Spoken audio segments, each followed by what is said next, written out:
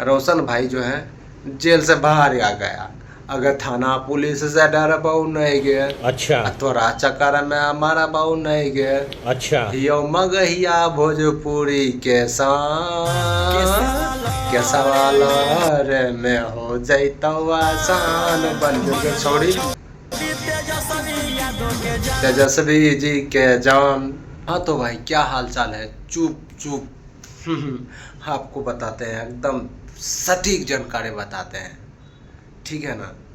हम आपको बताते हैं मगही का स्टार रोशन रॉय, ठीक है ना, जो जेल स्टार कहलाते हैं, जेल का स्टार कहलाते हैं रोशन रॉय।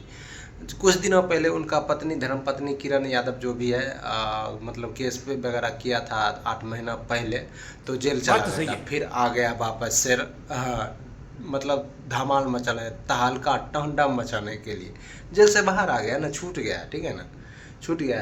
तो वही है क्या है कि मतलब अब तबाही मचेगा, ठीक है ना। हमको लगा कि भाई कुछ छोटी सी जानकारी आपको पहुंचा देना चाहिए कि मगही के सुपरस्टार सिंगर ये रोशन भाई जो है जेल से बाहर आ गया। अगर थाना पुलिस से डर बहु नहीं गए, तोरा चक्कर में हमारा बहु नहीं गए। हियो मगहिया भोजपुरी के शान के सवाल में हो जैतो आसान बन जो छोड़ी तेजस्वी जी के जान, ठीक है भाई। तो भाई वीडियो को तबाही मचाइए, शेयर कीजिए दबा के। धन्यवाद।